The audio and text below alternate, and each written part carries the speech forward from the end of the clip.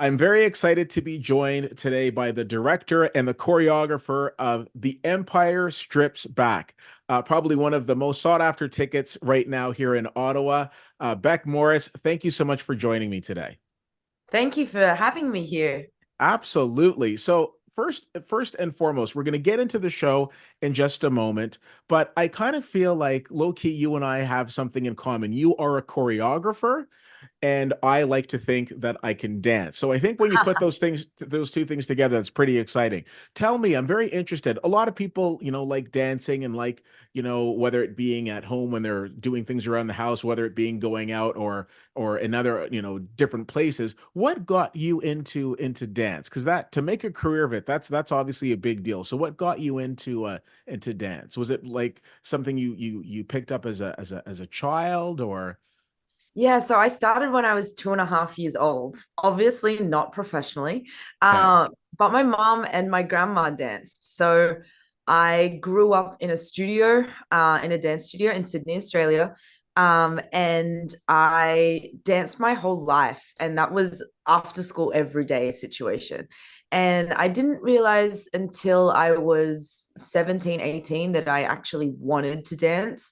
I had a full different career path in mind before that. And I just decided one day that this is actually what I really love to do and really what I wanted to do. And it's been my calling ever since. And I have absolutely zero regrets. Amazing, amazing. I think the best part of that answer is you started at two and a half, not at two, not at three, two and a half. Okay, Two that's and a half amazing. on the dot. Now, do you have a specific type of dance that you prefer? Yeah, so I'm mainly a hip hop and like street jazz, jazz funk choreographer. That's where I did all my work as a professional dancer as well in that kind of style. So a lot of the stuff that you see on, your big pop tours and music videos and all of that, that's where I live in. That's my world. Okay. Where do you take some of your inspiration from? Because obviously to come into the role of a choreographer, you have to be constantly thinking of new routines and things of that nature. So who or what do you take some of that inspiration from?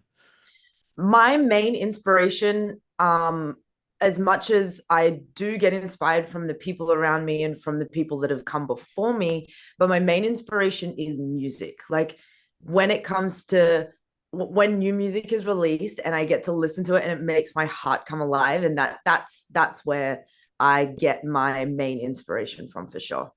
Amazing. Amazing. That's great to hear. I think dance is something that is so special and it's such a beautiful art form and an art form that I think a lot of times people don't might not pay as much attention to as perhaps they should. So it's wonderful to see and to hear about your passion for that. Now, how did you find yourself getting involved in the Empire Strips Back? Because here is this show that is, and a lot of people think, okay, well, it's just playing in a few markets. No, this is a world show. And this is from that perspective, it's extremely impressive. You've got a lot of people who like the Star Wars theme aspect of it. And then you've also got a lot of people who love the dance aspect of it. And we're marrying those two together. So it's pretty exciting. So how did Mm. you first become involved with this show? Yeah, so I was originally the associate choreographer when I came onto the show, and this is at the end of 2022, Okay. in the for the LA production, because I'm based in LA, and I just came in as a backup person because it was my friend that was originally the choreographer, and there was visa issues, et cetera, et cetera, and I jumped into it and kind of just took on the workload and did everything that I needed to do plus more. And then come into 2023 and they've asked me for the role of director and choreographer for the show. And definitely something that I hadn't done prior to the show, but I'd done a lot of creative direction, a lot of choreography for artists and all of that. So coming into this, it wasn't that big of a difference. And I definitely just took the workload and ran with it and tried to make the show as great as it can be, which I hope everyone in Ottawa enjoys that.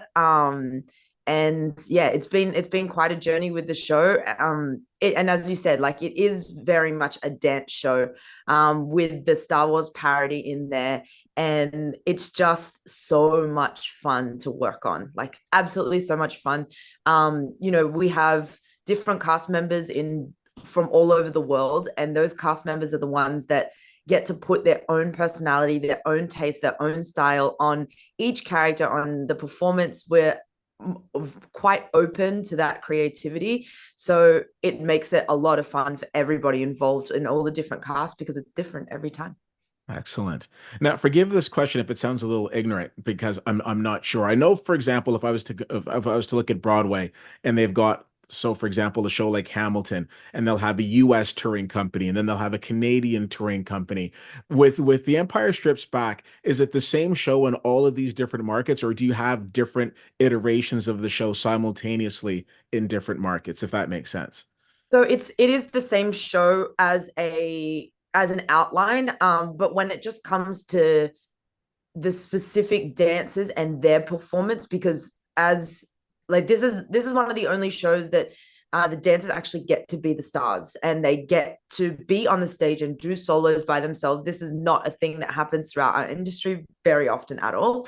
Mhm. um and because of that, we do give them the freedom to sit in what we like to call the pocket, however they like. And I give them the outline, I somewhat color it in for them, and then they're allowed to use their own coloring at the same Okay.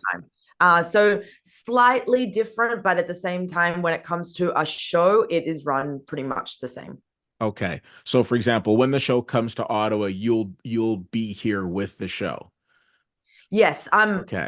for yes, and we put it on stage and it goes. I mean, the Canadian cast knows exactly what they're doing. The Canadian cast is incredible, and they're none of them are US dancers. They're all Canadian dancers, which we are proud of because they're incredible.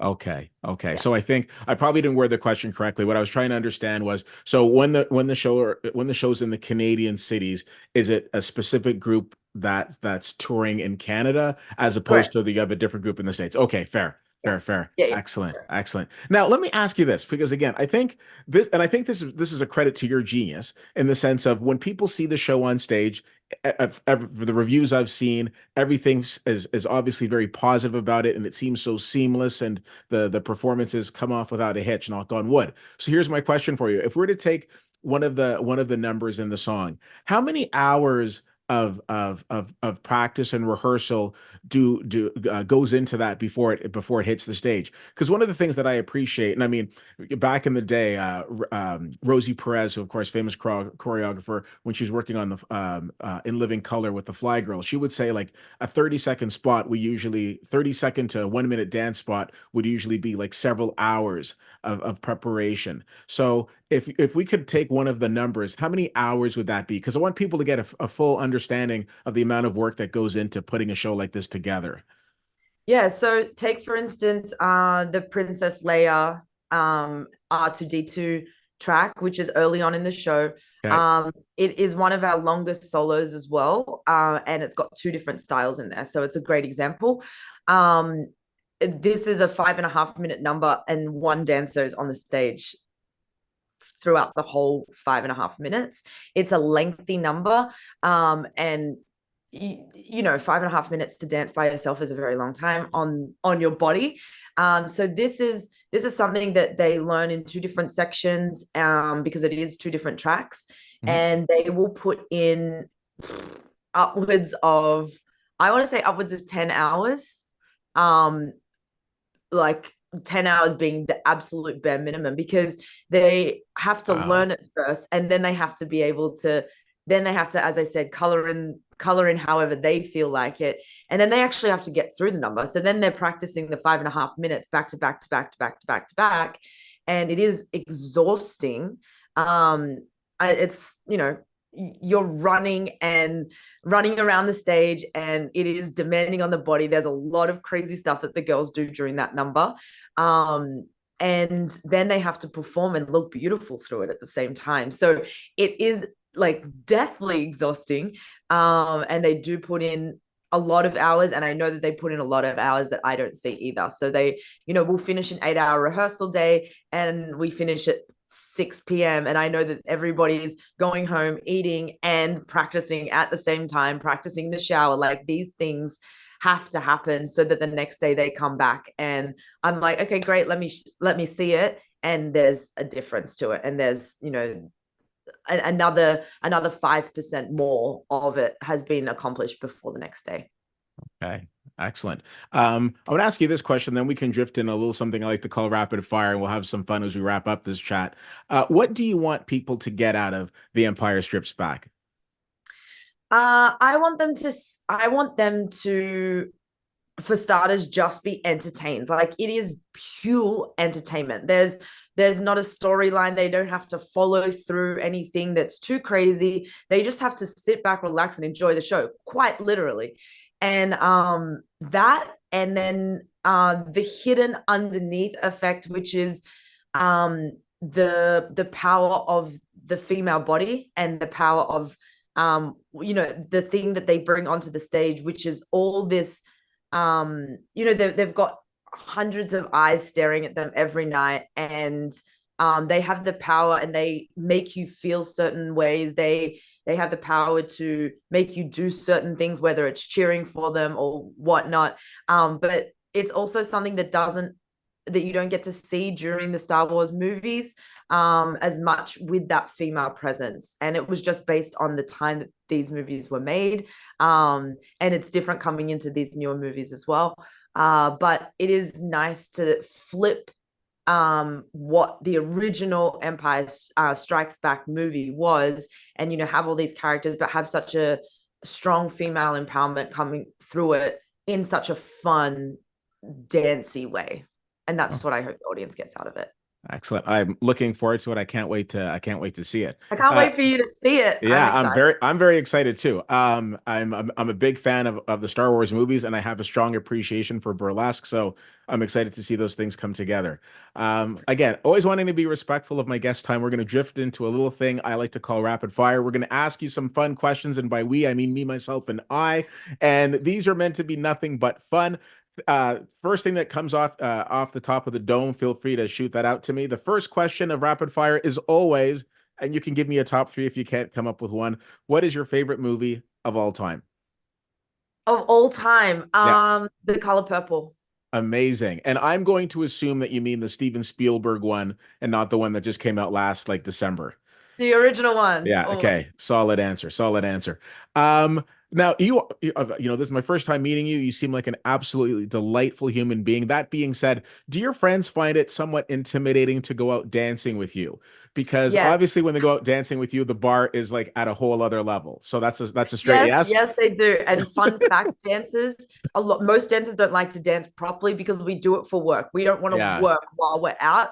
And we like to, do these ones and be silly and, just mess around. So yes, they're always intimidated. And no, we don't like to dance like, crazy professionals. We do like to have fun. Okay. One of the things that's been extremely popular over the last few years is the K-pop group BTS. I'm sure you've probably had a chance to see some of their routines. Would you consider them good dancers or overrated? I would consider them amazing dancers. Okay, good. So I would Yeah. agree, which would lend me into my next question. Of all of their songs, and I'm not saying that you're familiar with their songs, and if not, I can send you a playlist. But of the songs and the dances that you've seen, do you have a favorite choreography that they've done? Yeah, so there's, I can't remember which song it is, if I'm going to be honest, but Okay. there's a incredible choreographer, Carl Hanagami, and he choreographed one of their things recently, I want to say, for an award show, and it was amazing, amazing, amazing, amazing. And so yeah, I bowed down to that man for sure. Okay. Okay. I'm not gonna lie, low key. I threw in the dance for butter, the choreography at a friend's wedding last year. I might have stolen the show. I'm gonna let that go. All right. Hell yeah. So huge fan there as well. The next thing I wanted to ask is what is something that you think that that people misunderstand about burlesque, because a lot of, we live in a world where people hear things, they've got like their preconceived notions, and I think it's an absolutely beautiful art form, beautiful dance. I think that a lot of people might not really understand it. They might not have given it a try. But what do you think is probably one of the biggest misconceptions around burlesque? That it's the same as what they see in strip clubs. Mhm. And it tends to be somewhat of a negative connotation when talking to general public that doesn't know anything about it. Mhm. Um, of just like they take their clothes off and let that be it. It's not, they don't see it as the art form. They don't see it as the entertainment. And so it is nice to try and put that into the show in a much more fun, creative Star Wars character way, opposed to, the traditional burlesque. Obviously, it's not traditional burlesque in terms of, feathers and fans and the props that they use. So hopefully, through a character and in this galaxy world that we're, giving a little bit more information to burlesque. Excellent. I will tell you, my weakness is chocolate almonds. What's yours? Corn chips and guac. Ah, nice, nice. And my last question, and this is usually my last question, what advice would you give to an emerging dancer, somebody who is looking at this and who's going to come to the show and says to themselves, "I really would love to pursue this." What's your advice for them? Um, you have to work hard and you have to work smart. And by working hard, that doesn't mean taking classes necessarily. Like, yes, you have to train. You have to train much more of your weaknesses than your strengths. People love to train their strengths these days, but what's your weakness? Figure it out and train it. And then work smart. If you want to, like, we've employed people before that have hit us up via email. They've said, we've seen the show. I want to work for this. I want to work for this piece. Like, what do I have to do to get in? And we say, send this, that, the other, blah, blah, blah. We do our research. They audition for us. And we've booked people through that process because they have been incredible and they've come to us. So it's about putting yourself out there as well as, doing the hard work beforehand, putting yourself out there, and then you're ready for that opportunity to present itself because you've put in the training. Amazing, amazing.